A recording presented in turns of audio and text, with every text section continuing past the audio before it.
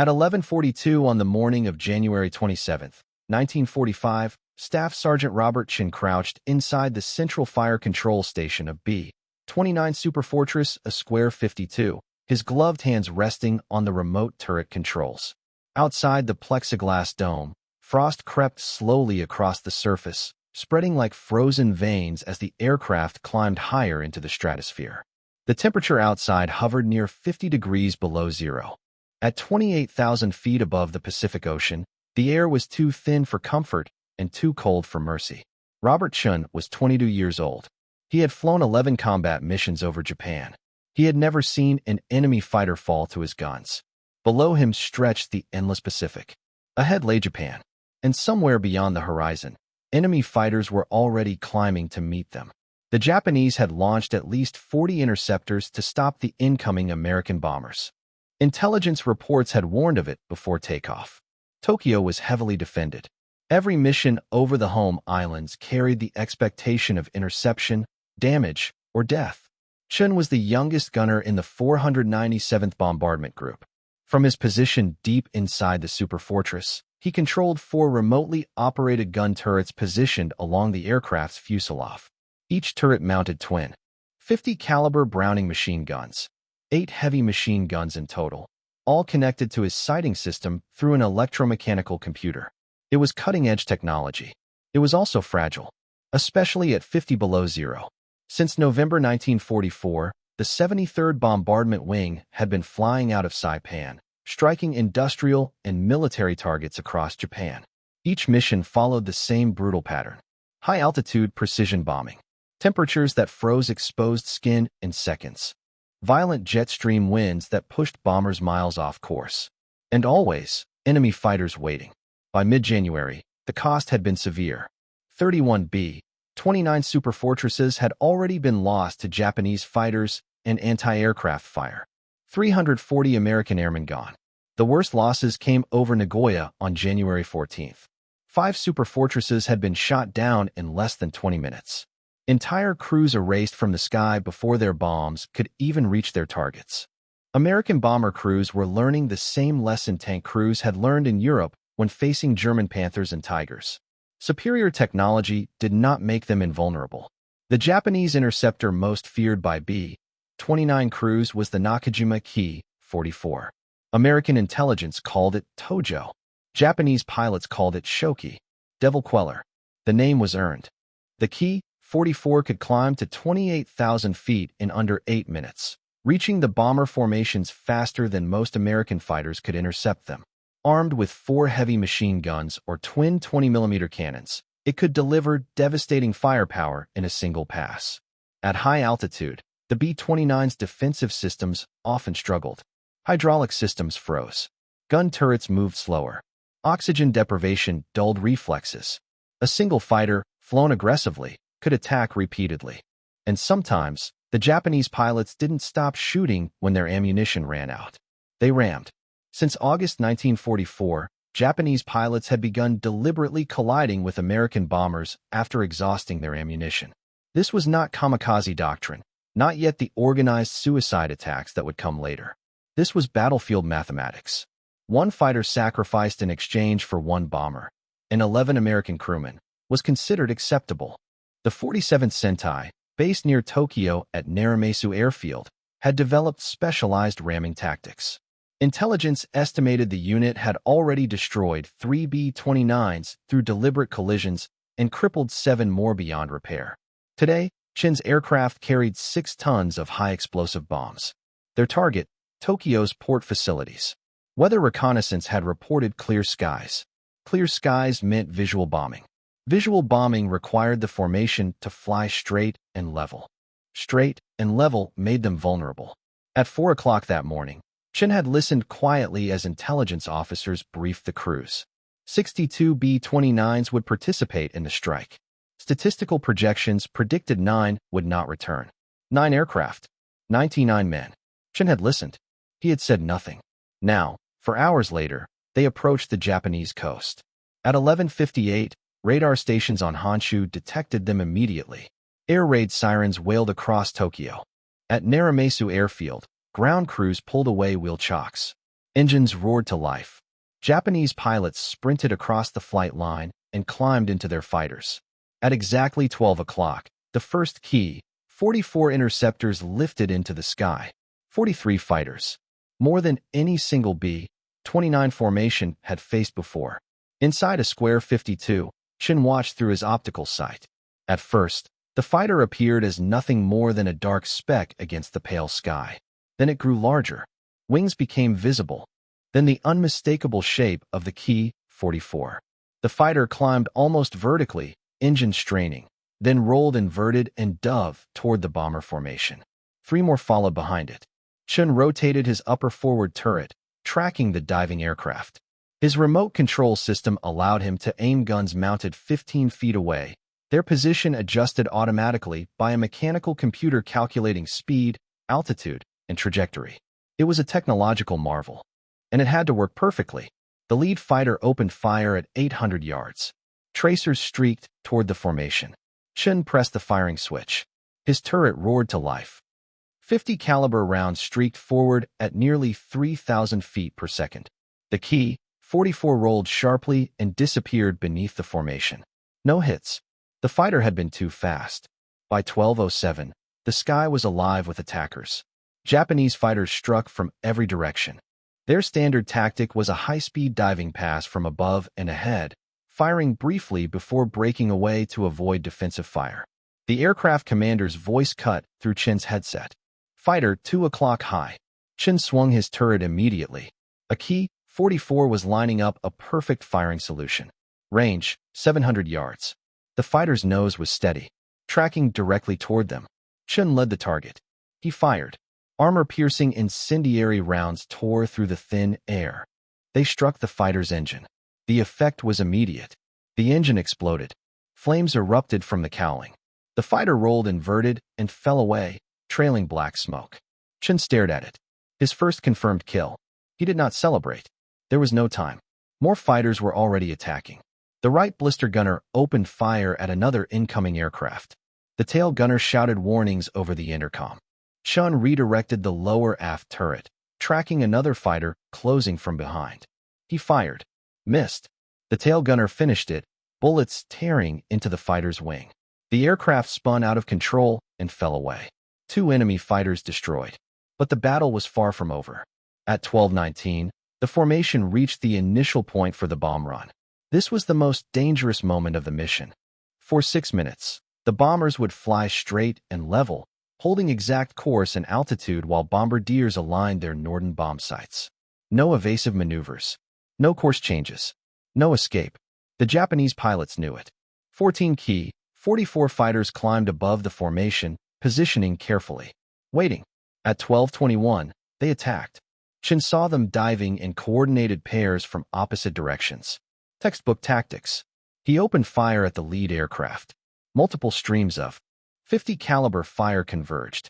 One fighter flew directly into the combined gunfire. Its canopy shattered. The aircraft rolled uncontrollably and collided with its wingman. Both fighters disintegrated. 4 enemy fighters destroyed. But 2 more were already inside 500 yards. Their cannons fired. Chen tracked the closest fighter. It wasn't breaking off. It wasn't evading. It was coming straight toward them. It was a ramming attack.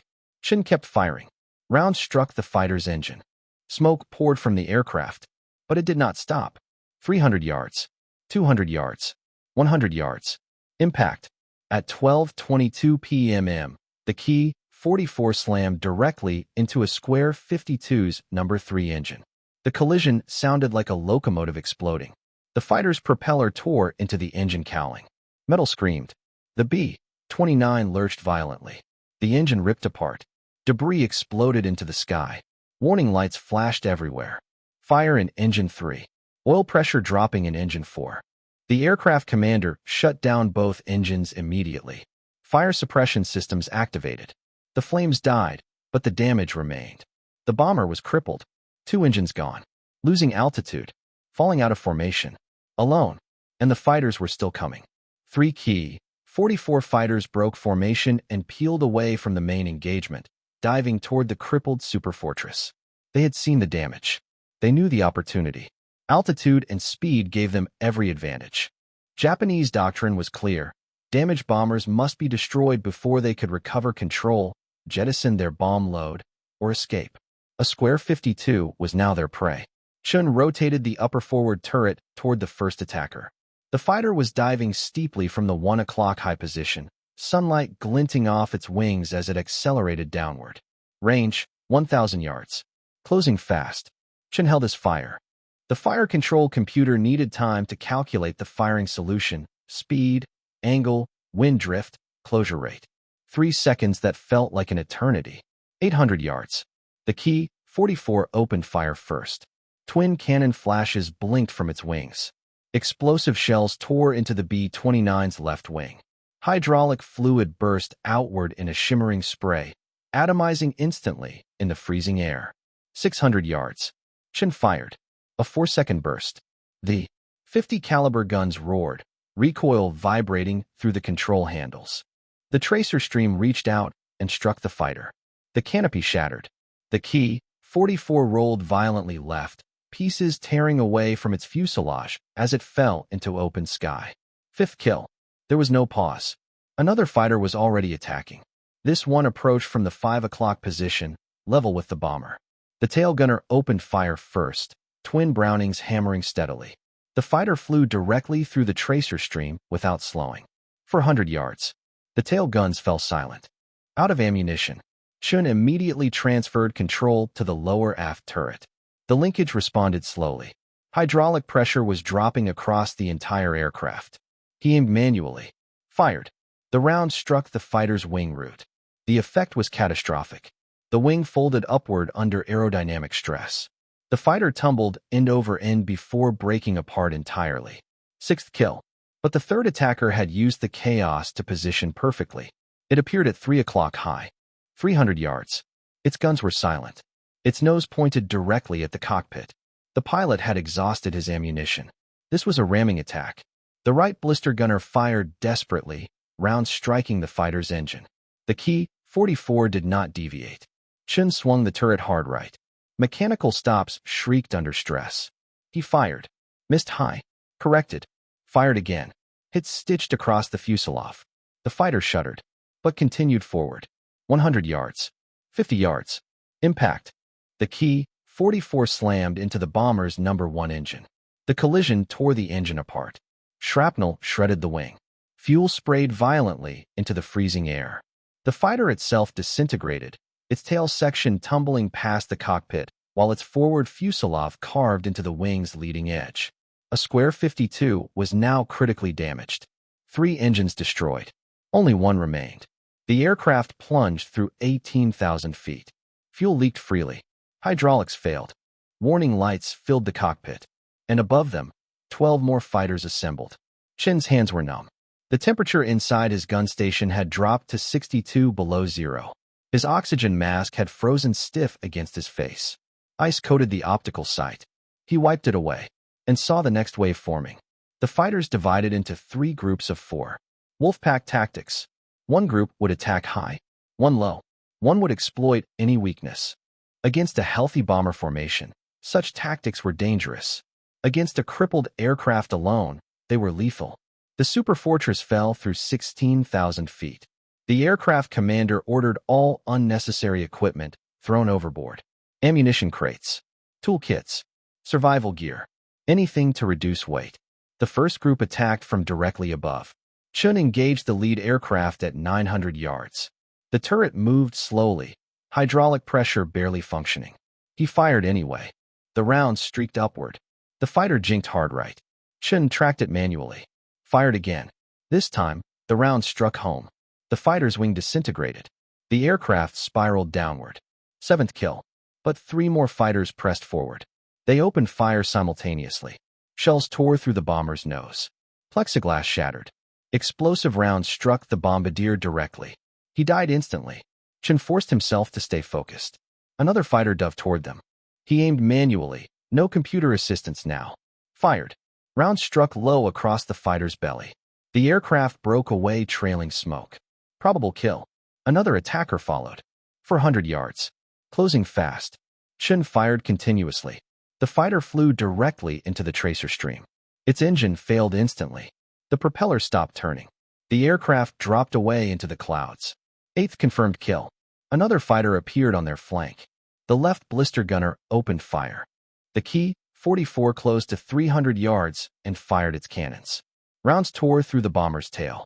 Control cables snapped. The aircraft yelled violently. Chen attempted to engage, but the lower turret failed completely.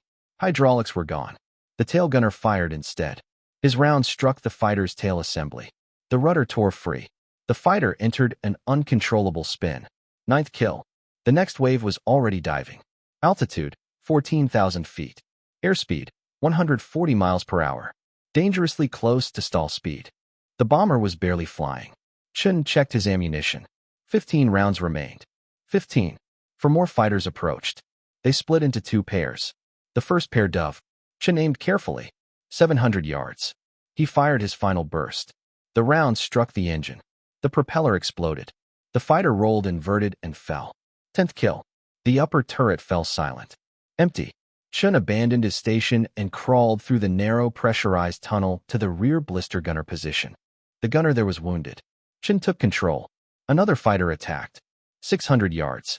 He aimed manually. Fired. The round struck the cockpit. The canopy shattered. The fighter spun away.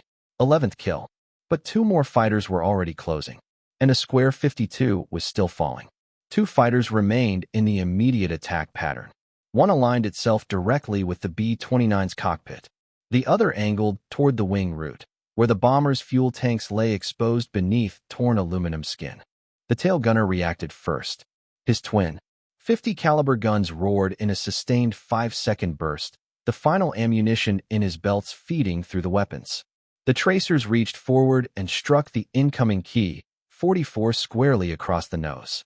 The fighter's windscreen shattered instantly.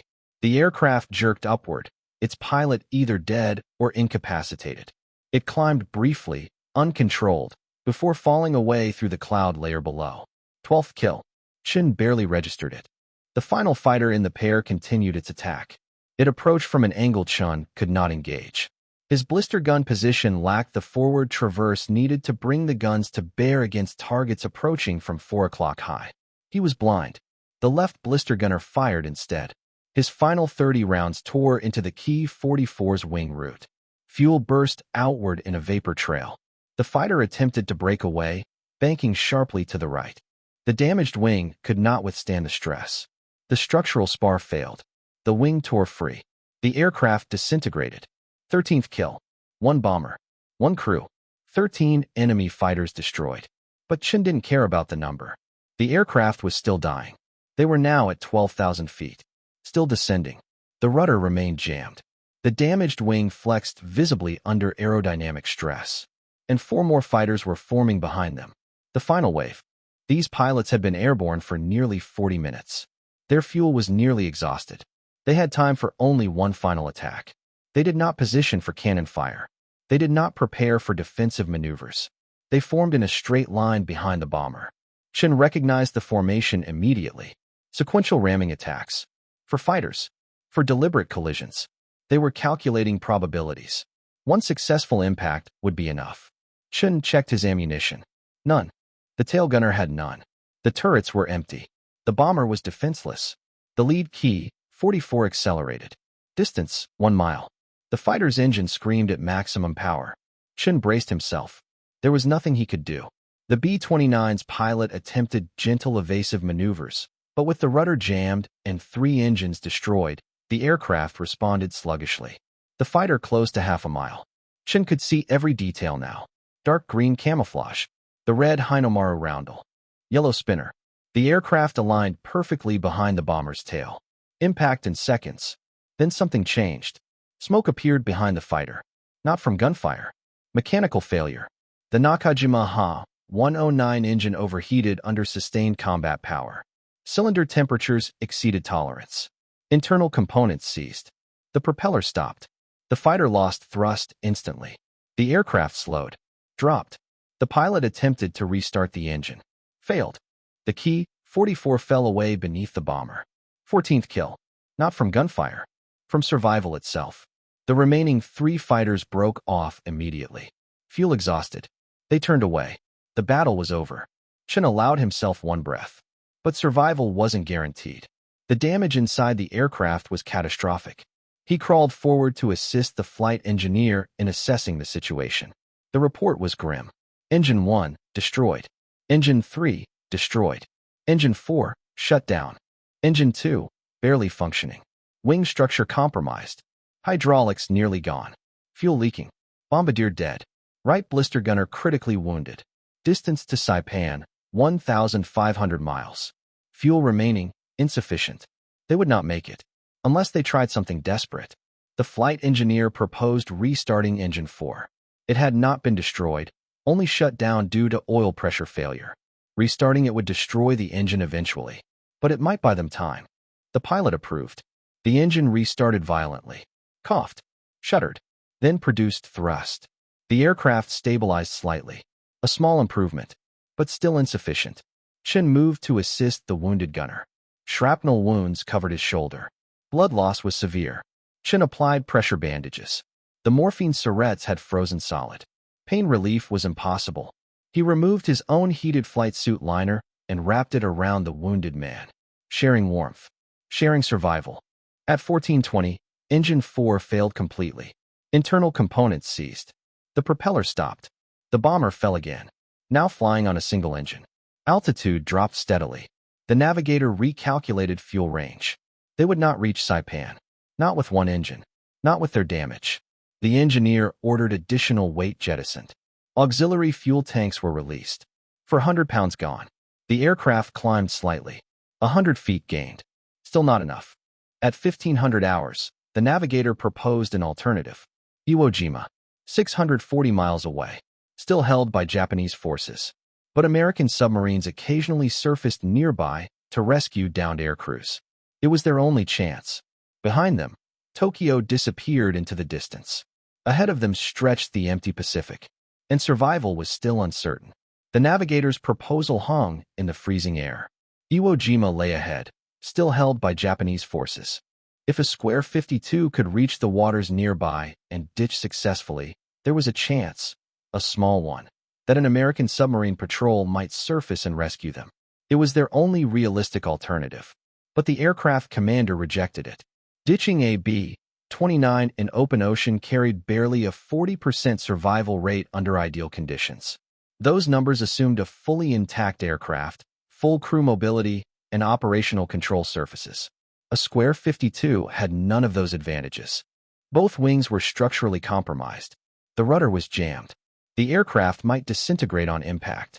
And even if the crew survived the ditching, they would be stranded in enemy-controlled waters, with limited survival equipment and a critically wounded crewman. The decision was final.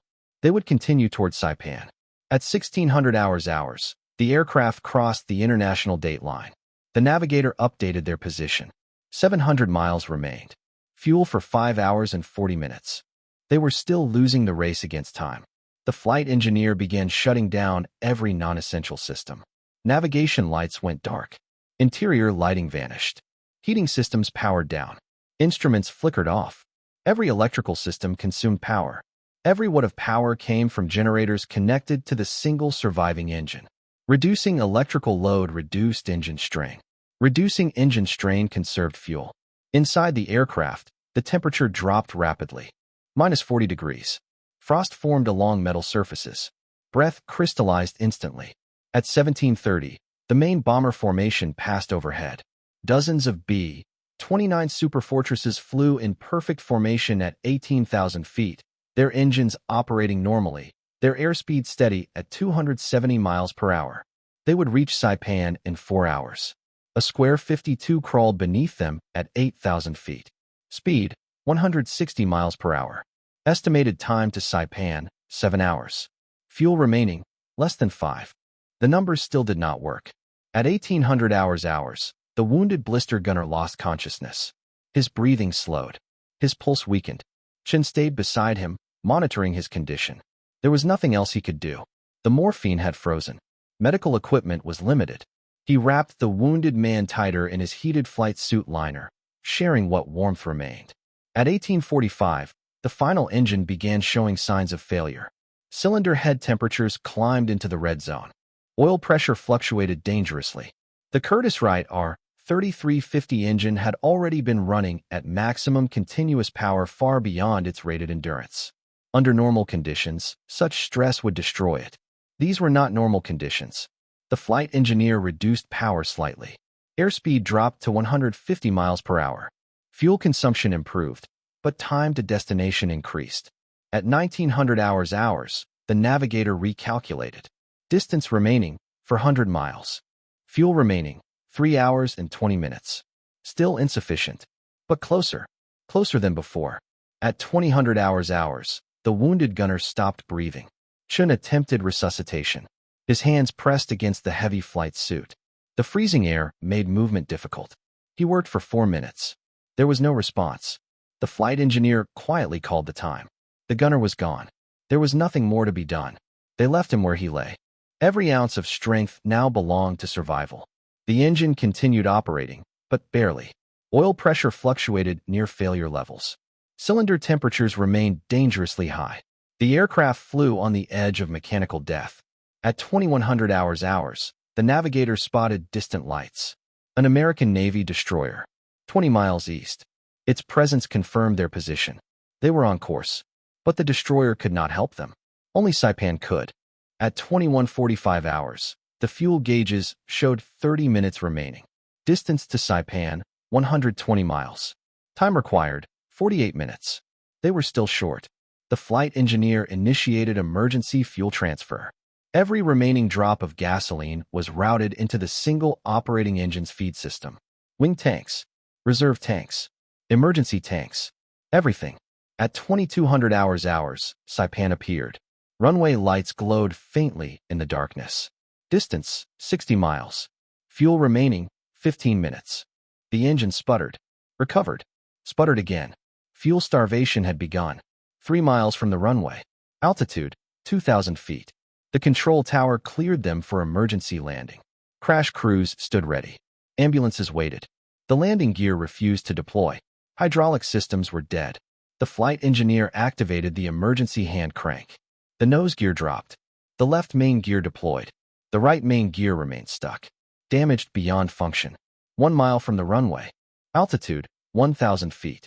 The engine failed completely. Fuel exhausted. The propeller stopped. A square 52 became a glider. 32 tons of aluminum and steel falling silently through the night sky. The pilot aimed for the runway. Airspeed, 130 miles per hour. Too fast. Too steep. The aircraft crossed the runway threshold. Still too high. Still too fast. The bomber slammed onto the runway halfway down its length. The left landing gear collapsed instantly. The aircraft veered violently. The left wing struck the runway. Metal screamed. Sparks erupted beneath the fuselage. The Superfortress skidded over 1,500 feet before finally stopping in the dirt beside the runway. Silence followed. Then movement. The surviving crew evacuated through the rear hatch. 10 men. Alive. 2 had not survived. The bombardier. The right blister gunner. A square 52 was destroyed. Beyond repair. But it had done something extraordinary. It had flown over 1,500 miles on a single engine. It had survived multiple ramming attacks. It had shot down 14 enemy fighters.